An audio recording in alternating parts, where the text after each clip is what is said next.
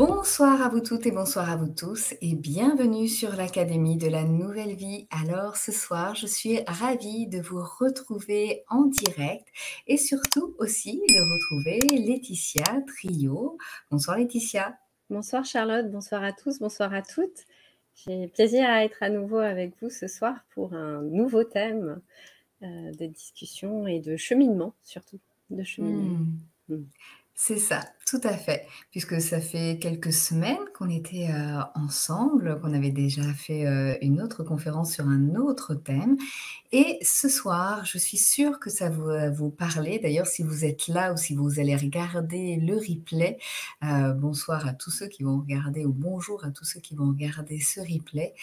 Ça vous est sûrement arrivé, à un moment donné, eh bien, d'avoir un projet, de tout faire pour y arriver et puis peut-être même de dépasser vos limites, de faire des sacrifices, de vraiment, aller au-delà, de remplir des challenges, de réussir votre projet et en même temps, eh bien, vous avez peut-être senti à certains moments de l'insatisfaction comme un mal-être et qui s'est peut-être aussi même transformé sur une insatisfaction chronique où vous êtes retrouvé coincé dedans, comme projeté dans un mal-être et un mal-être, un malaise perpétuel. Vraiment aussi où vous êtes peut-être senti, vide, triste, déprimé. Peut-être que c'est votre cas en ce moment. Peut-être que vous êtes dans une recherche de but, de sens dans votre vie. Eh bien, justement, ce soir avec Laetitia, c'est ce thème que nous abordons. C'est comment survivre à une crise de sens sans s'y perdre. Alors, ce soir, Laetitia va aborder différents sujets que nous allons visiter ensemble. Justement, la crise, une perte de sens, voilà. On va aussi aborder comment sortir de cet enfer, de ce vide, de cette tristesse, comment donner du sens sans se lancer dans une quête de sens qui devient un puits sans fond, puisque justement nous allons aussi aborder le fait de la boulimie, du bien-être, des formations, des soins génératrices de frustration perpétuelle et comment en finir avec cette boulimie et considérer la raison d'être des expériences que nous vivons au travers de notre incarnation, puisque c'est la spécialité de Laetitia. Et oui, si vous la connaissez, vous le savez. Si vous ne la connaissez pas encore, déjà, Laetitia est une accompagnante. Elle propose des accompagnements authentiques de l'être, en amour et en conscience. Et justement, eh bien, elle est une alchimiste du cœur conscient et elle accompagne à transmuter et à sublimer la matière première avec laquelle il nous a été donné de composer notre vie.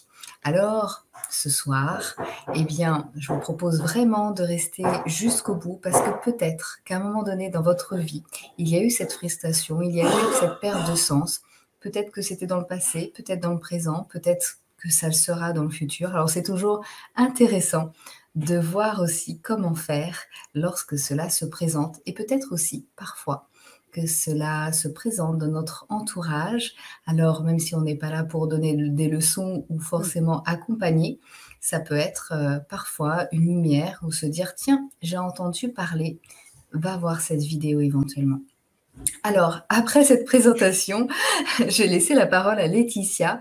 Si vous avez des questions, posez-les dans le chat, c'est le moment.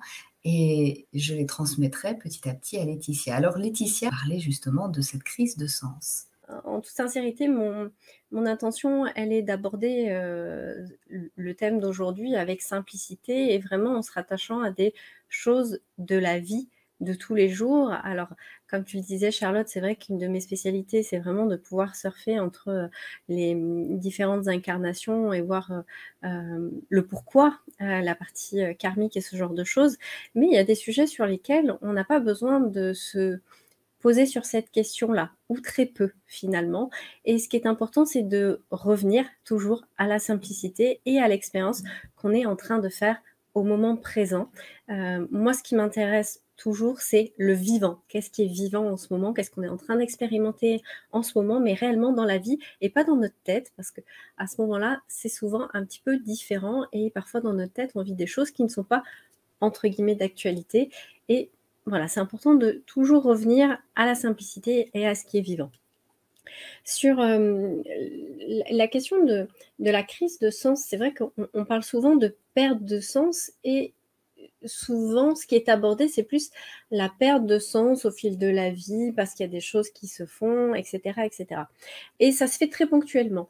Là, on va plus aborder la notion dans le sens d'un processus qui est progressif et qui s'installe au fur et à mesure de l'incarnation et ce que je vais vous proposer, c'est vraiment de, bah, voir comment on en arrive là, dans cette notion de crise de sens et pas d'une perte de sens temporaire. C'est 2 choses qui sont un petit peu différentes, même si on peut le vivre de la même façon. La perte de sens, elle va se faire à un moment donné, parfois simplement parce que, on est un peu déprimé ou parce qu'il s'est passé quelque chose qui nous a touchés. Là, la crise de sens, elle s'installe au fur et à mesure du temps et le démarrage, il va se faire avec, la fameuse pyramide de Maslow. Il y en a beaucoup d'entre vous qui la connaissent. On va peut-être pouvoir partager quand même le visuel pour ceux et celles qui ne Oui. la connaîtraient pas.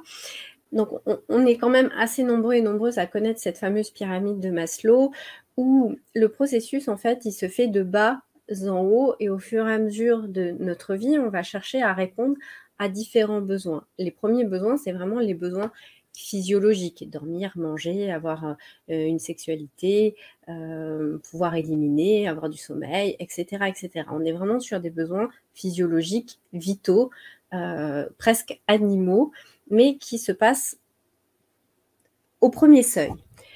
Puis une fois que ça c'est en place, on va pouvoir s'intéresser aux besoins qui sont au-dessus. Les besoins de sécurité, le besoin de protection, le besoin de se protéger, de la météo, de la pluie, du vent, du froid et cetera. D'être protégé aussi en termes de préservation de soi-même avec des lois, avec un cadre, avec, voilà, un milieu de vie qui va être sécure. On parle beaucoup de ça dans les accompagnements, la notion d'avoir des espaces sécures. Là, c'est vraiment ces besoins-là qu'on va aller rechercher et une fois que ça c'est en place, on va pouvoir monter un peu plus loin et chercher l'étape d'après, elle est vraiment sur le besoin d'appartenance, se sentir, adapté, se sentir, en phase avec un groupe, trouver sa place dans la famille, pouvoir donner, recevoir de l'affection, créer, un foyer.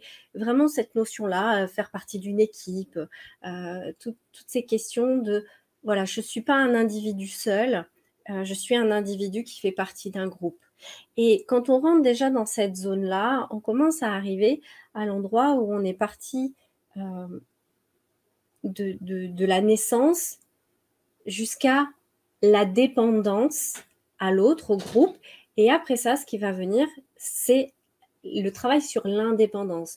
Donc on va passer à l'étape d'au-dessus, on va travailler sur les besoins d'estime, les besoins d'estime de soi, le fait d'être reconnu, le fait d'être apprécié, le fait d'avoir une bonne réputation, le fait d'être reconnu comme quelqu'un de bien ou comme quelqu'un d'intelligent ou, d'avoir un retour où on nous dit que ce que l'on fait ça peut être un retour, ce que l'on fait a du sens ou que c'est aidant et on continue à monter comme ça jusqu'au moment où on met en place des projets, on va mettre en place des actions, on va faire des choix forts.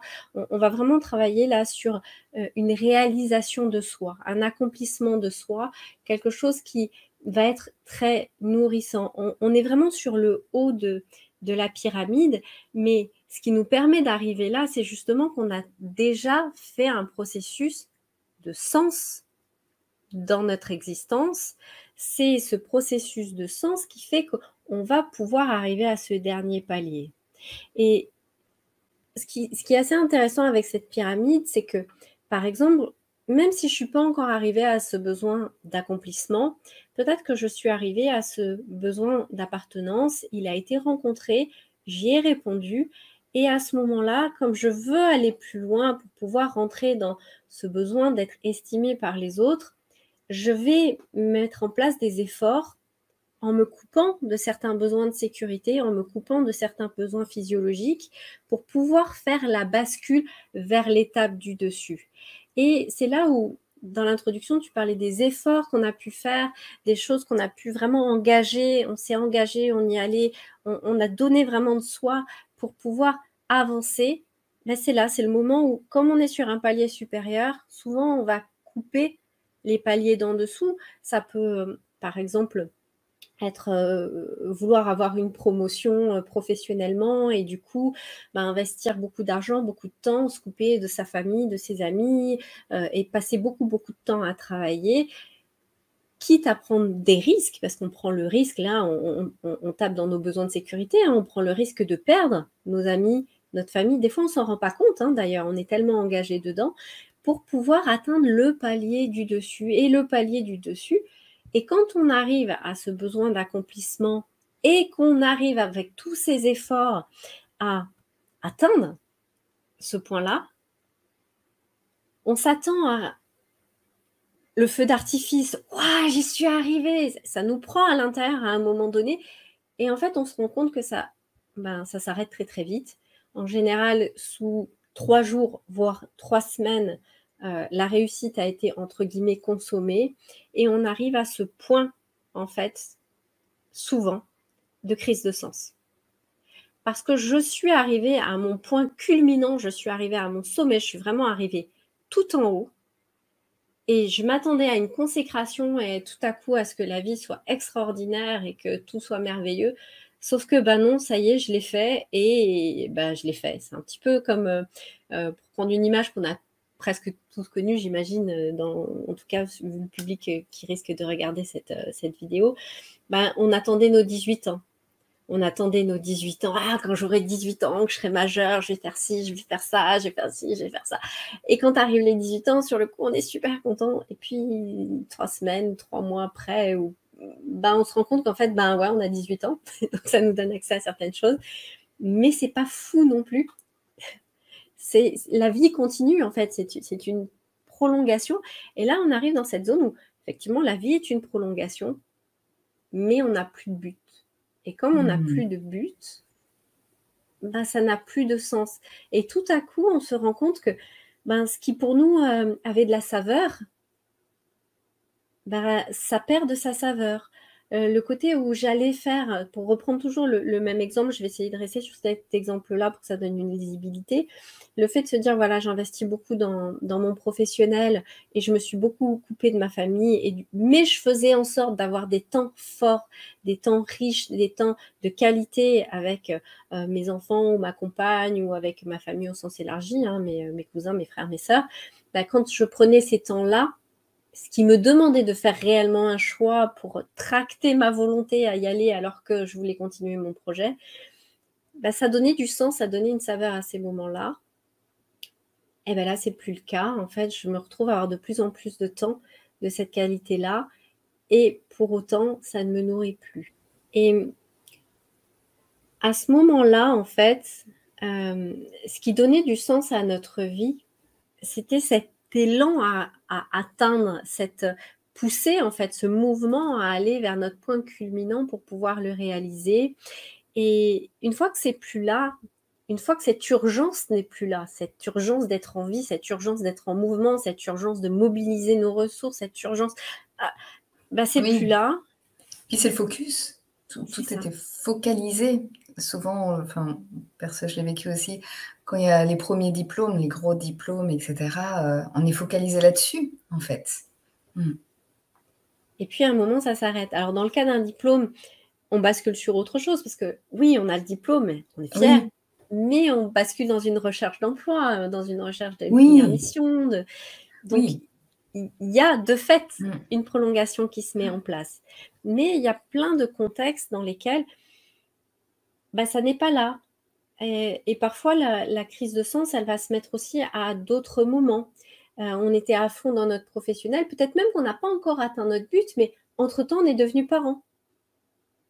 Et ça a décalé complètement notre grille de référence sur nos priorités, sur la valeur qu'on donne aux choses, sur la saveur qu'on donne aux choses. Et tout à coup, on a tout, ça a bougé. On ne sait plus où on est. Puisque le projet qu'on avait, qui avait l'air d'être absolument extraordinaire, ben, et à côté, il ressemble plus à grand-chose. On se dit, bon, ben, c'est un truc hyper éphémère, en fait. Non, j'ai même plus envie de le faire. Et là, pareil, on peut retomber dans ce même processus de crise de sens, où ça peut être dans notre lancée, on perd un être cher, on s'y attendait pas, il n'y avait aucun signe qui prédisait ça. Et pareil, toute notre structure, en fait, toute la composition de notre quotidien à ce moment-là est chamboulée, et tout tend à vouloir prendre une nouvelle place. Mais ça ne se fait pas toujours naturellement, et ça prend du temps. Quand il y a un deuil à mettre en place, on sait que pendant un an, en moyenne, mais parfois beaucoup plus, les choses ont énormément de difficultés à reprendre une place qui a du sens. Mais ça peut être plein d'autres choses, hein. La perte d'un travail dans lequel on s'investissait énormément en se disant qu'on allait être enfin reconnu, parce que là, vraiment, on avait tout donné, alors que ce qu'on nous donne, c'est juste un carton avec nos affaires en nous disant merci d'être venu, c'est bon, maintenant vous pouvez partir, vous avez bien collaboré, allez, c'est bon. Hop. Ou même dans le couple, hein, on s'était investi dans un couple en pensant que c'était la femme ou l'homme de notre vie, et ça s'arrête alors qu'on s'y attendait pas, ou même quelque chose de complètement différent. Et souvent là, par contre, on s'y attend pas du tout. C'est quand on déménage. À un moment donné, on se retrouve dans une situation, par exemple, d'expatrié dans un nouveau pays, qui a une autre énergie, qui a une autre culture, qui a un autre mode de fonctionnement, qui vient complètement remettre à l'envers notre système de référence et notre vision de la vie même. Parce qu'on ne se rend pas compte, mais quand c'est les premières fois qu'on va à l'étranger dans des pays qui sont très différents, là, tout à coup, c'est l'ouverture qui se crée, c'est presque une fracture cognitive, hein, où tout à coup on se rend compte que tout ce qui pour nous était normal, tout ce qui pour nous était la vie, en fait non, pas du tout. Il y a des endroits où on vit complètement différemment, et nous, notre vision de la vie, elle n'est pas du tout adaptée ou adaptable à cet espace-là. Et là aussi, ça peut nous emmener dans cette crise de sens où tout à coup, si on suit quelqu'un qui est expatrié, par exemple, où on a quitté notre travail pour suivre la personne, on se retrouve dans cet espace qu'on ne connaît pas, c'est très très difficile de retrouver des marques, surtout dans ce temps où on est plutôt dans de l'inaction, puisqu'on n'a pas encore trouvé de travail à faire, et peut-être qu'on s'attendait à trouver facilement avec notre cadre référentiel de français ou de citadin, et de se retrouver en pleine campagne. Ça peut être des moments qui sont très chahutants, comme ça peut être le cas aussi quand on part faire une très longue randonnée, ou quand on part faire un pèlerinage, ou quand on part un temps long où on est coupé du quotidien et des questions du quotidien. Toutes ces obligations et tâches qu'on avait avant, en dehors de cet espace-là, et qui n'existaient plus dans cet espace-là, quand on revient à notre espace initial, la fracture peut être douloureuse. Et c'est quelque chose qui se voit très très souvent. Donc, ces différents cheminements qui peuvent nous amener à une crise de sens, il y en a d'autres, très probablement que je n'ai pas posé là, mais on retrouve toujours à peu près le même schéma, c'est-à-dire qu'à un moment donné, l'espace dans lequel on est change, ou la structure de notre quotidien change, et il faut réinventer ça avec souvent ce système de propulsion qui donnait de l'élan à notre quotidien, qui n'est plus là, il a été retiré. Et il est bien difficile d'en réinventer un. Alors, il y a des personnes pour qui c'est assez facile, mais en général, c'est très compliqué. D'autant plus que si on est dans le cas où on est arrivé tout en haut de la pyramide de Maslow, qu'on est dans cet accomplissement de soi, où finalement, on s'est rencontré, on a accompli ce qui était pour nous notre projet individuel propre. Là, c'est difficile parce qu'on ne sait plus faire. On est arrivé tout en haut de la pyramide du faire. On est arrivé tout en haut de la pyramide de l'action. Et pour pouvoir aller au-delà, il faut changer tout le mode de fonctionnement. Et c'est pas toujours évident, et on le voit pas toujours, le comment on en sort. Comment est-ce qu'on sort de cet enfer dans lequel on s'est retrouvé, alors qu'à la base, on a juste été propulsé par de la bonne volonté. C'est ça qui est terrible. C'est de se dire, mais j'étais propulsée par de la bonne volonté, je faisais tout bien, et tout était OK. Et là, ça y est, j'allais pouvoir goûter à la vie, j'allais pouvoir avoir du temps. Et en fait, ben, j'ai tout ce temps, mais c'est fade. Parfois, c'est aussi, j'ai tout cet argent, mais plus rien n'a de saveur. Il y a des personnes comme ça, tout à coup, elles deviennent multimillionnaires, elles ont énormément d'argent et elles pensaient que l'argent allait les rendre heureuses. Et en fait, non, elles n'ont jamais été aussi terriblement malheureuses. Il y a, alors, il y a une phrase qui tourne beaucoup, c'est l'histoire de dire, oui, les gens disent que l'argent ne fait pas le bonheur. On n'a jamais vu un gars sur un jet ski qui est malheureux. Oui, mais si, en fait. Moi, j'en ai vu plein dans ma vie, des gars sur des jet skis qui étaient malheureux parce qu'ils étaient heureux la première fois, la deuxième fois, la troisième fois. Là, déjà, ça commence à piquer parce qu'ils se rendent compte qu'en fait, ils sont tout seuls, les autres travaillent. Et cette solitude, ce vide, tout ça, ça pèse rapidement lourd. C'est l'histoire du plus n'est pas le mieux. Le plus, souvent, c'est juste qu'à un moment donné, ben, c'est l'overdose. On a trop goûté à ça, on n'a plus envie de ça. Mais quand on a trop goûté à tout, finalement, comment on fait pour retrouver de l'envie de quelque chose? Et c'est justement cette envie de quelque chose qu'on va chercher à trouver pour sortir de cet enfer-là.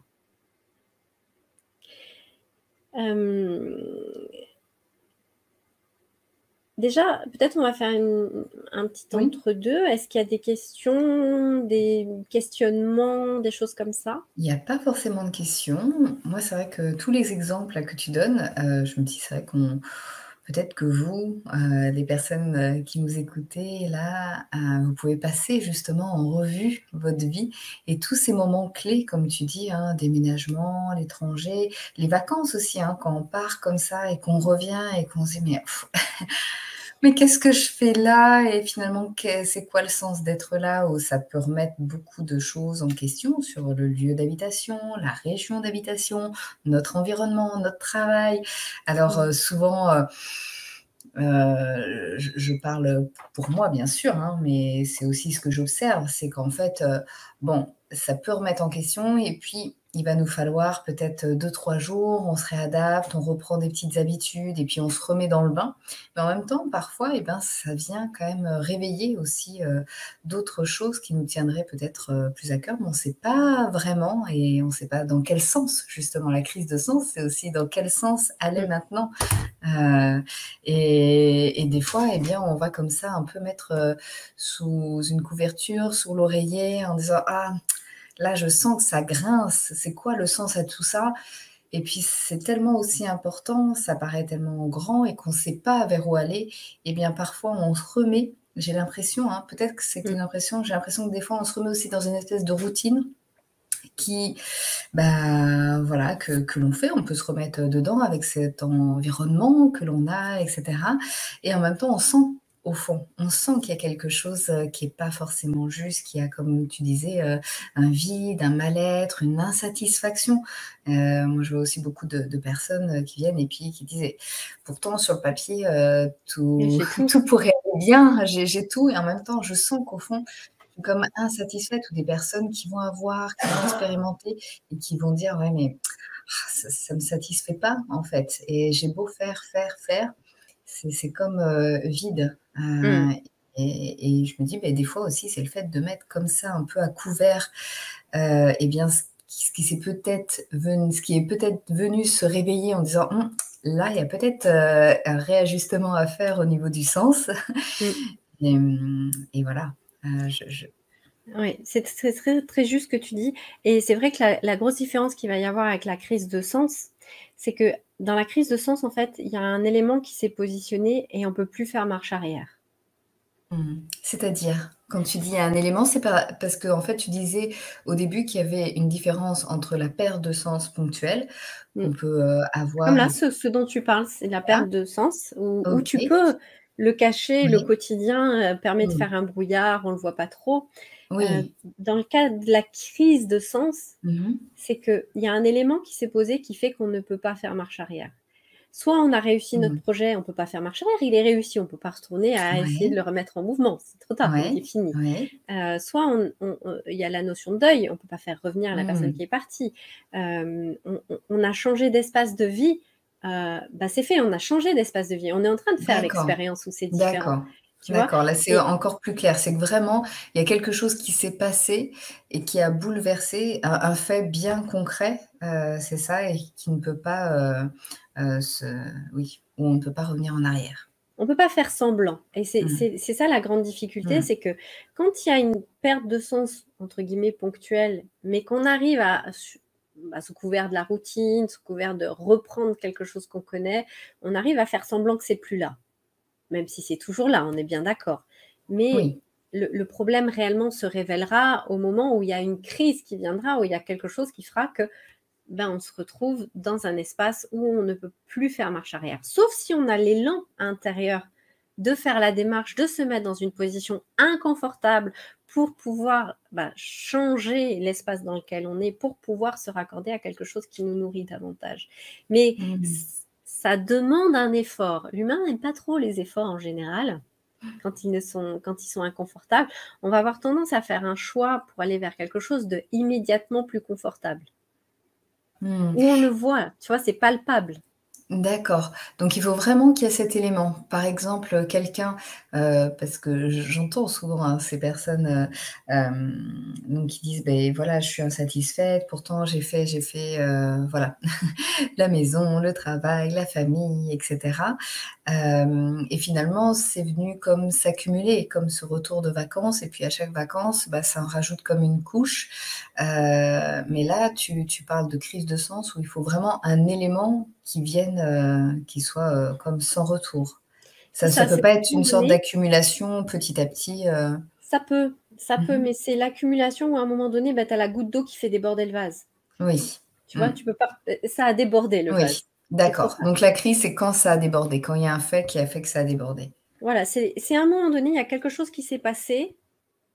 Ça, c'est tombé comme un coup près, en fait, où il y avait la situation d'avant et il y a la situation de maintenant. Et en fait, il y a pas de possibilité, en fait, de faire marche arrière et c'est comme si tout à coup, il y a quelque chose qui nous pousse ou qui reste là, en tout cas, et qui nous dit: «Voilà, tu là, l'espace d'avant, là, c'est fini, laissez-les, tu peux plus y aller». Mais tu restes quand même là, un peu penaud en te disant: «Ouais, mais là, avec mon mode de fonctionnement d'avant, avec comment je faisais avant, en fait, j'ai pas de voie de sortie. J'arrive pas à voir où aller, j'arrive pas à voir ce que je peux changer, j'arrive pas». J'essaye de refaire la même chose qu'avant, mais c'est fade, c'est vide, ça a pas de saveur. Je peux me retrouver au milieu de 4 000 personnes en me disant que, ben, je me sens quand même drôlement seule et que cet événement auquel, ben, peut-être j'en rêvais depuis 10 ans, bah, je suis là et puis, vraiment ça me nourrit plus, c'est fini. Ou Mmh. tu vois? Ou les Oui, je choses. vois. Je vois, cette sensation, là où on a l'impression qu'on est un peu, je sais pas, je au niveau du ressenti, il y a comme une espèce aussi de comme quelque chose qui est là, ce qui est bon, bah, voilà. C'est ça, Et tu arrives plus à te après et raccorder. après on sait pas. Et après, il y a plus même, d'élan, d'envie. Ça peut être même, un peu, ce côté, bah, déprimant aussi, Mmh. où il y a pas d'envie, donc pas forcément de goût à faire, à être, ça peut aussi aller, assez loin finalement. Oui, Mmh. et tu dis un mot très important, c'est qu'il y a plus cet élan à faire et ça, c'est un point qui est vraiment clé. C'est que jusque-là, très probablement, on était uniquement dans le faire. On faisait, on réalisait, on était dans l'action, on était dans ce mouvement-là, dans cette propulsion où on s'occupait de l'extérieur. On Mmh. construit une maison, on fait des Mmh. enfants, Oui. l'extérieur. Oui. Et là, tout à coup, on arrive à un seuil où l'extérieur n'a plus de saveur. Et pour sortir de ça, en fait, c'est vraiment faire le mouvement inverse et de se dire: «Voilà, là, il va falloir que je commence à regarder qui je suis, comment je nourris mon être, comment je me mets au service des autres». comment je dépasse en fait ce qui est moi. Parce que si la configuration, c'est celle où je suis arrivée en haut de la pyramide de Maslow, j'ai arrêté de pouvoir m'occuper de mon cas individuel.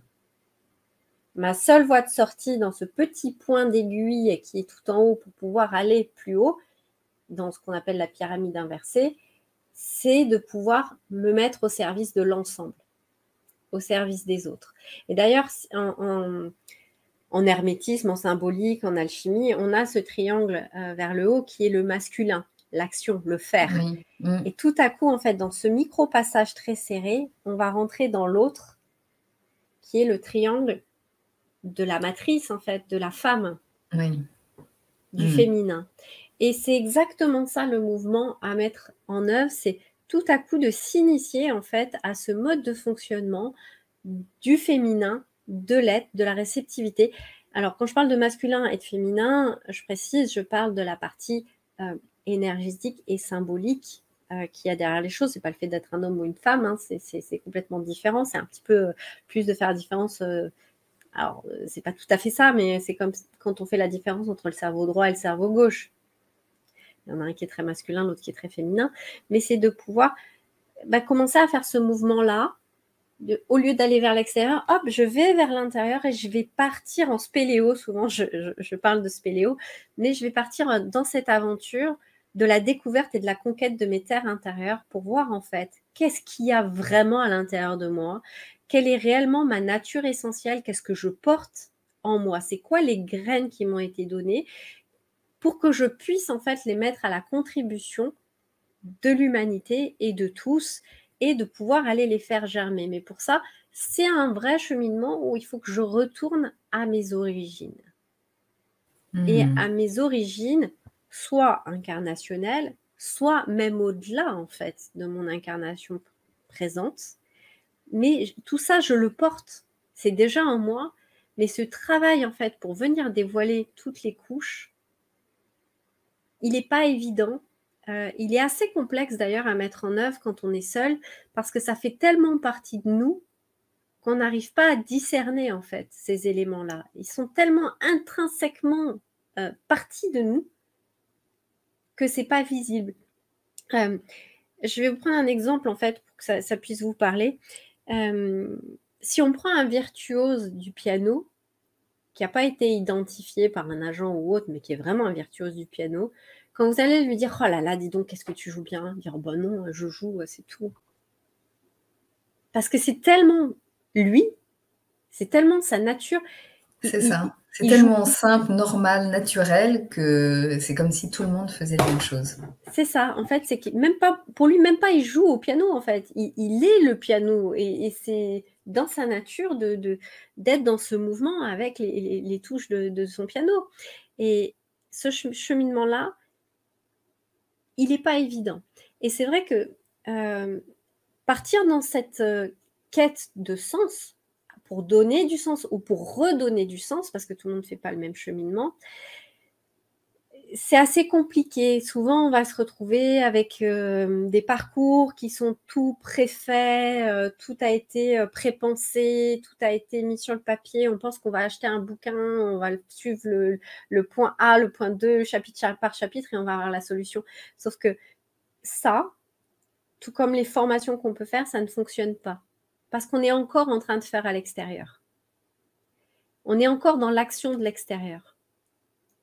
Alors que ce qui nous est demandé, c'est de s'occuper de l'intérieur. Et c'est pas évident, parce que tant qu'on est à l'extérieur en train de faire, en train de réaliser un exercice, en train de...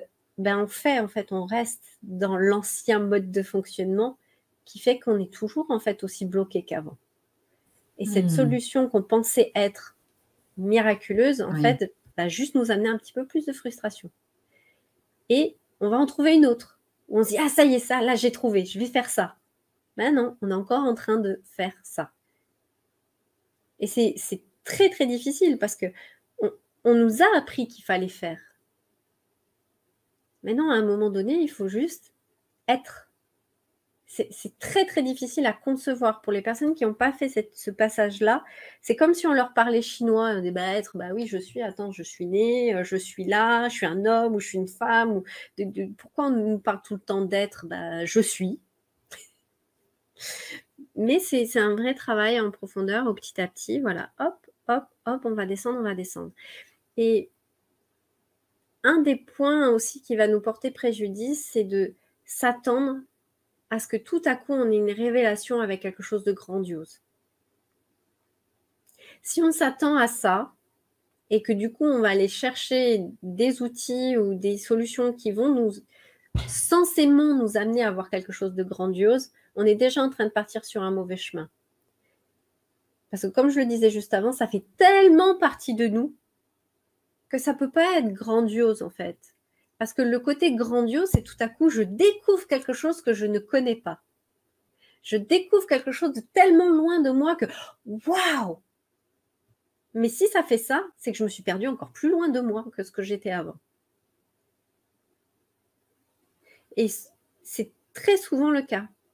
Les gens vont chercher des choses grandioses, des mises en scène extraordinaires, si je reprends le domaine de l'énergétique, parce qu'il y a beaucoup de gens qui vont partir dans des soins, oui, mais je vais soigner ça, je vais soigner ça, je vais soigner ça.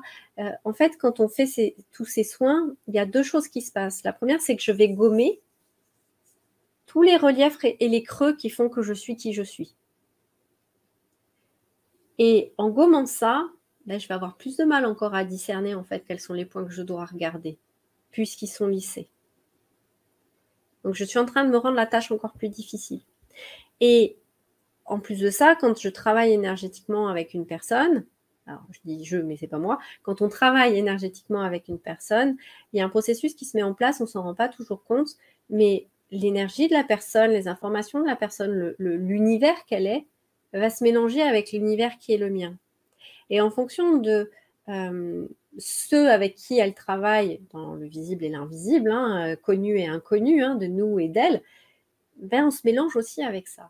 Et tout à coup, en fait, on est dans une espèce d'amalgame où il y a tellement de choses qui ne sont pas nous, mais qu'on découvre, et du coup, on croit que c'est nouveau et que c'est de nous, qu'on se perd encore plus. Et du coup, on va rentrer dans un cheminement où on va faire un soin, et puis un autre soin, et puis on va avoir un autre praticien, et un autre praticien. Et en fait, au fur et à mesure du temps, on se perd de plus en plus, et de plus en plus, et de plus en plus. C'est pour ça que je parlais du puits sans fond. Parce qu'on est constamment à la recherche d'un nouveau truc qui va être waouh, d'une nouvelle révélation, alors que ce n'est pas une révélation extérieure dont on a besoin. C'est d'aller toucher quelque chose qu'on va révéler de l'intérieur. Et ça, c'est très compliqué pour l'humain de concevoir ne serait-ce que ça. Et on l'a tous lu, hein, cette grande phrase où tout est déjà à l'intérieur de nous. Et c'est hyper frustrant pour plein de gens. Comment ça, tout est déjà à l'intérieur de nous? Ouais, ben, je veux bien savoir où c'est caché à l'intérieur de moi. C'est où le bouton sur lequel j'appuie pour que ça sorte? Mais en fait, il n'y a pas d'immédiateté à cet endroit-là. C'est un travail à faire en profondeur. Et ça, c'est pas facile. Oui. Et là, je me dis, mais quelle piste tu nous en proposes, hein, Ouais. puisqu'on va en parler. Tu nous proposes un atelier le 26 juillet. Et mais justement, là, comment tu vois cet atelier? Puisque tu nous dis là, ne pas être dans le faire et chercher finalement à l'extérieur. Donc, eh bien, les premières questions que sûrement les personnes qui nous écoutent peuvent se poser, c'est bah, finalement un atelier, on va être présent, on va peut-être faire, il va peut-être avoir, je ne sais pas, des exercices, des informations. Donc, finalement, comment on se rapproche de notre être et qu'on va à l'intérieur simplement de nous pour aller explorer par cet atelier. En fait, il faut bien comprendre que l'atelier, c'est une initiation. Mmh. C'est le moment où on va initier cette bascule entre le faire et l'être. C'est la bascule dont je vous parlais tout à l'heure, le côté où avant on était dans notre masculin, donc dans l'action extérieure, et là on va initier cette bascule, ce mouvement pour passer dans notre féminin, dans cette introspection intérieure, dans la découverte de nos terres intérieures. Et c'est une initiation parce que évidemment ça ne se fait pas en 5 minutes, hein, on est tous bien d'accord et c'est important que on soit tous clairs sur ça. C'est un cheminement dans lequel on va mettre le pied à l'étrier, mais après chacun aura les outils, aura des éléments pour pouvoir aller à l'intérieur regarder, et on commencera à le faire ensemble, à faire cette descente ensemble, à trouver des pistes aussi ensemble pour que ce cheminement il puisse se faire. Mais ce qui est important aussi de regarder, c'est que il est différent pour chacun de nous et chacune de nous. Parce qu'on n'est pas la même personne, on n'a pas les mêmes éléments, on n'a pas les mêmes vécus, on n'a pas les mêmes ressources, on n'a pas les mêmes graines, hein, on n'est pas porteur des mêmes graines.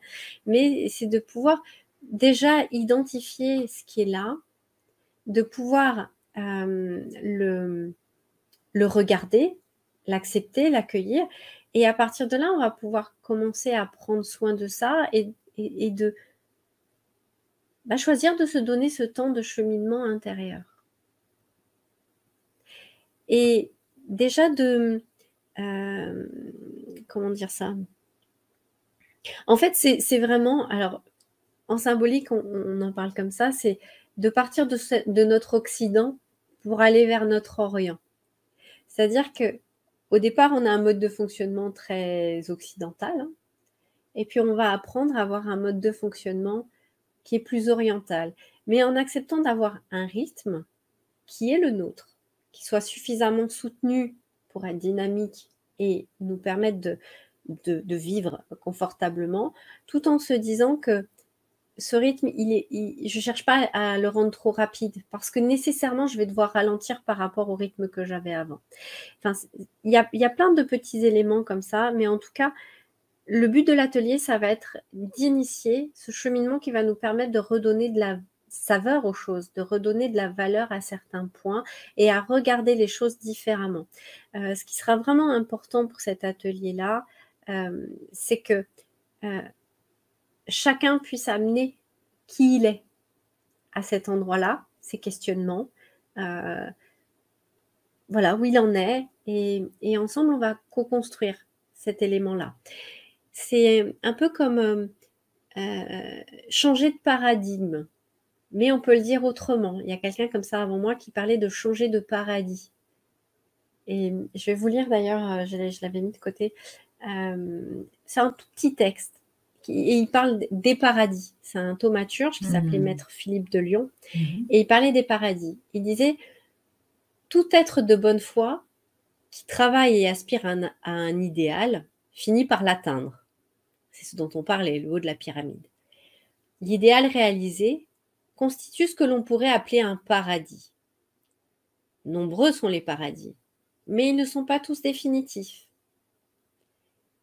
L'être qui a atteint le summum de son idéal n'a pas fini pour autant. Il s'y repose un temps, mais comme son âme est immense, une fois ce bien-être, cet idéal atteint, il aspire à mieux, et la loi de progression le pousse à conquérir ce mieux, qui devient, pour lui, un nouvel idéal. N'ayons donc aucune crainte, car s'il y a des déserts dans notre route, il y a aussi des oasis, et de quoi nous désaltérer tous. Les rêves les plus extravagants peuvent se réaliser avec de la persévérance, du travail et du temps. Et l'atelier, ce sera donc dans cette intention-là de pouvoir commencer à faire comment on appelle ça, un draft, je ne sais plus comment on dit, une esquisse, commencer à faire une esquisse de ce serait quoi réellement en fait le nouveau paradis vers lequel je pourrais tendre si je mets de côté en fait tout ce que je connais jusqu'à maintenant. Donc c'est une initiation, il faut vraiment le voir comme voilà, une initiation, un passage de seuil. Je sais que déjà la dernière fois on parlait de passage de seuil, mais c'est ça en fait, c'est toujours ce moment où on passe dans une autre réalité, on passe dans une autre manière de voir la vie. Et ce qui est assez fou, c'est que la vie extérieure, hein, elle tourne toujours pareil, hein, mais nous, on ne la vit plus du tout de la même façon. Merci beaucoup pour ces éclairages parce que vraiment c'est important par rapport à ce que tu disais, juste avant et on comprend mieux, la cohérence. Alors je vais vous donner les informations très pratico-pratiques. Justement, si vous souhaitez participer à cet atelier, je viens de vous le mettre, dans le chat, le lien pour, nous y rejoindre. Donc ça sera le mercredi 26 juillet à 20h30. Bien sûr, si vous n'êtes pas disponible à cette date, eh bien, l'atelier est aussi en replay et puis il est aussi téléchargeable, c'est-à-dire que vous pouvez le télécharger et revoir cet atelier, eh bien, autant de fois que vous le souhaitez, même si vous n'avez pas d'accès Internet. Voilà.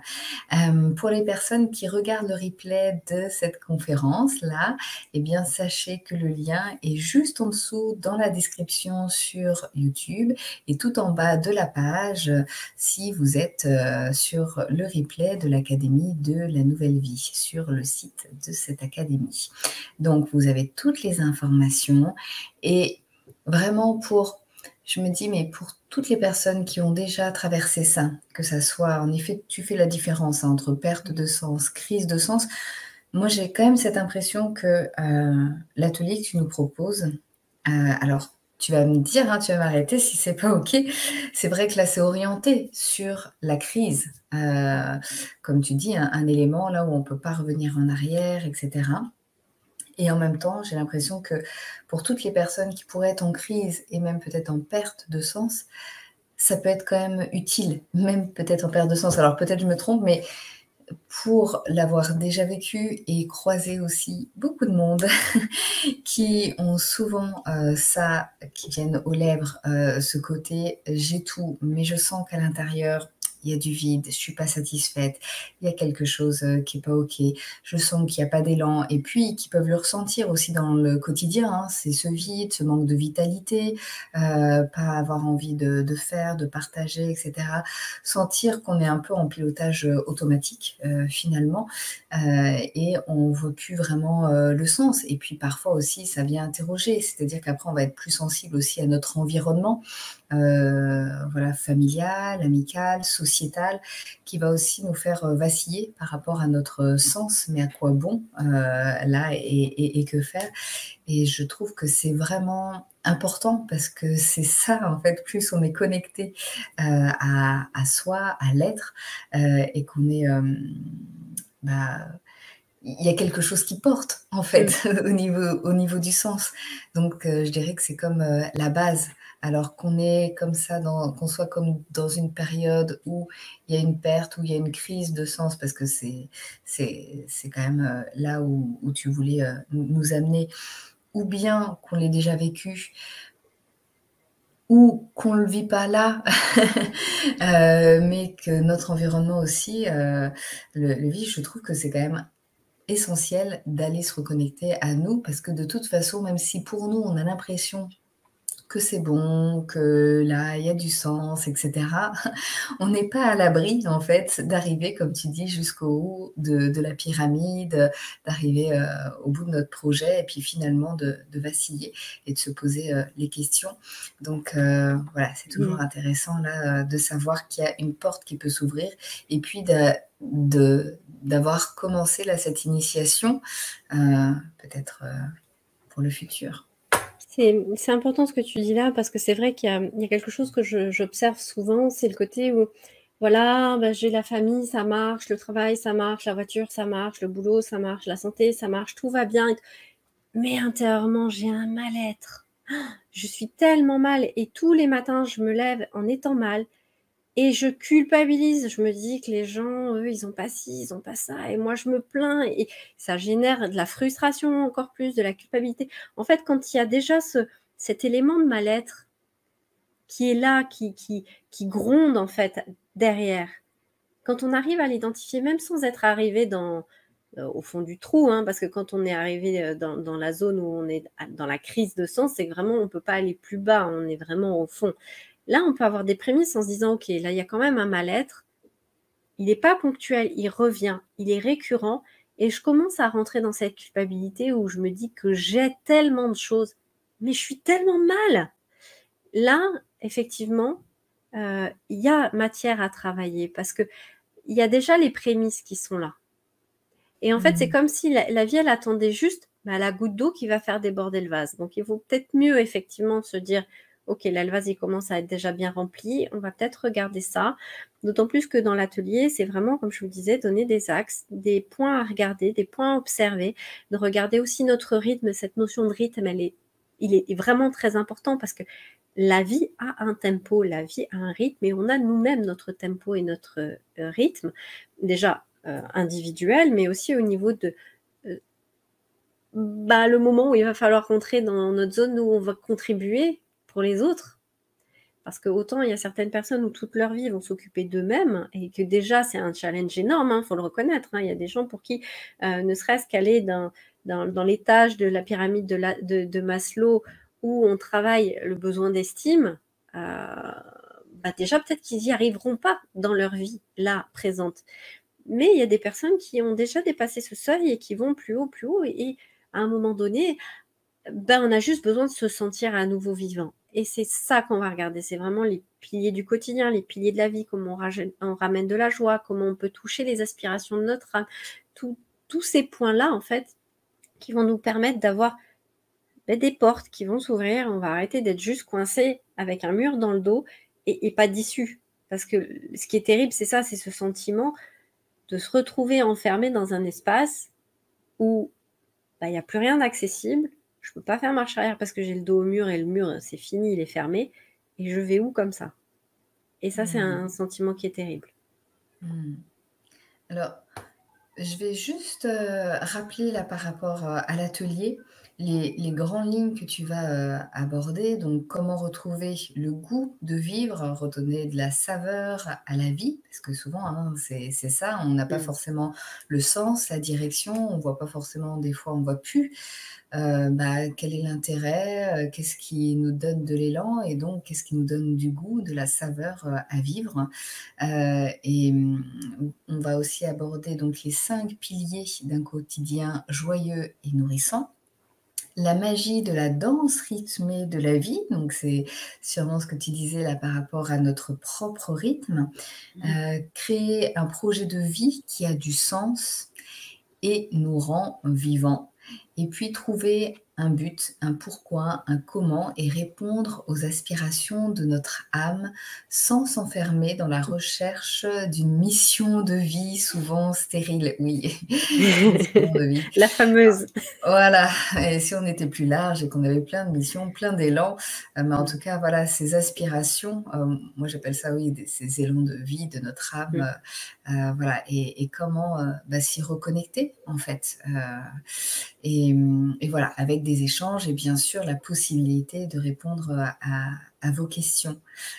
Est-ce que tu veux rajouter autre chose? Après, il y a une petite, question là que j'ai reçue, aussi, que Allez, je vais pouvoir te je transmettre. veux bien la question, peut-être que ça me Ah! permettra justement de Alors, est-ce que procrastiner, fait aussi partie de la crise de sens? Ça peut effectivement être le cas. Alors la procrastination, moi, c'est vrai que je la vois pas comme beaucoup de personnes où on se dit que quand on procrastine, on est juste paresseux et feignant. Non, la procrastination, elle peut avoir plein de raisons différentes. Soit je suis en train d'essayer d'aller sur un chemin qui est pas mon chemin et tout mon corps, tout mon être, tout mon âme me dit: «Non, tu vas pas là». Et là, je pourrais pas y aller même si je force, je vais y aller mais pour rien. Je vais juste aller dans le mur. Il peut y avoir aussi cette question de rythme dont on parlait, où c'est pas encore le moment.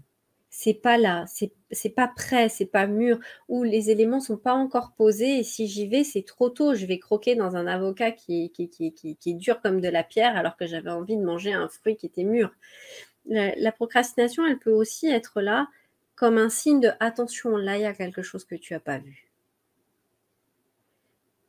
et pour moi, la procrastination, elle a vraiment, cette zone d'alerte. À moins que j'ai une nature un peu, flegmatique ou paresseuse mais c'est pareil, même la paresse, moi j'ai une vision de la paresse un peu particulière où soit j'ai une vraie difficulté à me mettre en mouvement, à me mettre dans l'action Et là, dans ce cas-là, la procrastination, je vais la retrouver à différents niveaux. Soit c'est pas du tout le cas. Je suis très prompt à aller dans l'action. C'est quelque chose qui est facile pour moi. Normalement, on me dit, tiens, fais ci, fais ça. Hop, j'y vais et ça se fait tout seul. Quand la procrastination, elle s'installe, ok, là, il y a vraiment quelque chose à regarder. Soit je prends un chemin qui n'est pas le mien, soit on essaie de me pousser vers un endroit qui va à l'encontre de mes propres valeurs. Et ça, c'est un point essentiel. C'est que souvent, procrastination, quand mes valeurs sont là, on essaie de me pousser, ou j'essaie de me pousser à aller dans un espace où je vais aller à l'encontre de mes valeurs, je ne vais pas y arriver en fait. Ou si mon âme sait que je vais prendre un exemple concret. Quelque chose que je vois assez souvent, plus dans la zone couple, où les deux personnes sont ensemble mais ça ne fonctionne plus. Ça ne fonctionne plus, elles savent que ça ne fonctionne plus, mais il y a quelque chose qui leur dit non, non, on n'arrive pas, on n'y arrive pas, on n'y arrive pas. Ben, des fois, on se rend compte en grattant un petit peu le vernis, en regardant les choses plus en profondeur. Donc, on ne s'arrête pas sur la partie extérieure de l'iceberg, les faits, ce qui a été vécu, en fait, vraiment dans la 3D. Et on rentre dans la profondeur, on peut se rendre compte, en fait, qu'il y a un contrat d'âme derrière, où on a décidé ensemble, avant de venir s'incarner ici, qu'on allait travailler ensemble tel point et ce qui est demandé, c'est de réussir à dépasser la difficulté qu'on va rencontrer. Et là, la procrastination, elle va se mettre dans le fait de ne pas réussir à poser un stop. Et c'est souvent difficile de faire la différence entre cette configuration-là et la configuration où je n'arrive pas à mettre un stop parce que j'ai un problème de dépendance affective et que du coup, je ne veux pas me retrouver seule. Donc, c'est toujours, en fait, la ligne, elle est très mince. La ligne qui va nous faire dire, voilà, la procrastination, elle est utile ou elle n'est pas utile, ça va être vraiment très, très mince. Et soit on se connaît, si je reprends l'exemple là, je sais que j'ai jamais eu de difficultés avec la dépendance affective dans toutes les autres relations que j'ai eues avec mes parents et autres. Et là, je vis ça.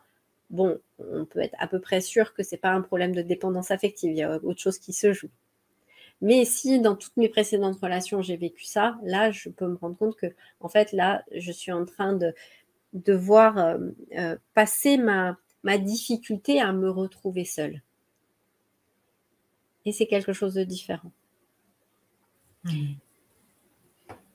Mais il faut la regarder vraiment avec attention, la procrastination. Mais c'est intéressant, les pistes. Je te rejoins dans la manière aussi de voir la procrastination et de voir, eh bien, d'aller questionner aussi cette procrastination et par rapport, comme tu dis, est-ce que c'est dans tous les domaines Est-ce que c'est que dans un projet? Et puis d'aller creuser un peu. Après, il y a autre chose là qui me vient et il fallait que j'en parle, donc c'est bien. C'est vraiment dans cette notion où quand on est dans cet inconfort, dans ce malaise dont on parlait tout à l'heure, ou même dans un système de procrastination, et tout à coup, il y a une espèce de croyance qui nous dit, ouais, ben là, en fait, ma vie, elle correspond plus à ce qu'il me faut, je vais tout changer. Là, attention, il faut mettre un gros warning qui clignote bien fort, c'est rarement nécessaire de tout changer.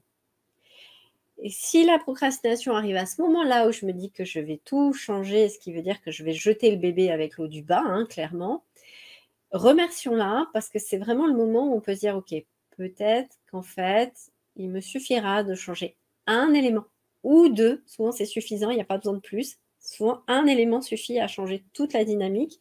Et c'est aussi, on va dire, un sauf-conduit. C'est le gilet pare-balles ou le parachute qui nous dit non, non, non, mais là, tu jettes pas tout. Attends, tu n'y arrives pas, c'est très bien, merci. Voilà, on va calmer un petit peu le jeu. Et c'est là où, justement, ce dont je parlais, cette initiation à aller chercher à l'intérieur, elle va être très utile. Parce que quand on fait ce cheminement d'aller chercher à l'intérieur, justement, on va pouvoir discerner plus clairement les éléments. Et ça, c'est hyper important parce que plus le discernement est fin et aiguisé, et plus on va pouvoir réellement voir où on en est. Eh bien, c'est justement ça que tu nous proposes. Donc, Mmh. le 26 juillet, aller chercher à l'intérieur, c'est ce voyage intérieur, aussi, hein, et de basculer du faire à l'être pour se reconnecter aussi, et bien, au sens, profond, par rapport à notre être, à notre âme. Si je l'ai bien dit, c'est OK pour ça? C'est ça, en fait, c'est vraiment, retourner sur ce cheminement, Mmh. retourner sur ce chemin vers soi. C'est le chemin vers Mmh. soi, vers soi, vraiment notre nature Oui. essentielle. Qui on Mmh. est au-delà de, on va dire de l'étiquette justement, dont on parlait au tout début, mais au-delà de cette étiquette, au-delà de l'histoire qu'on se raconte à propos de nous, même au-delà de notre histoire, au-delà de tout ça en fait, de tout ce qui est extérieur, qui on est. De pouvoir changer le mouvement, changer l'axe, changer le sens d'avancée qu'on va prendre et qu'on va donner à notre vie.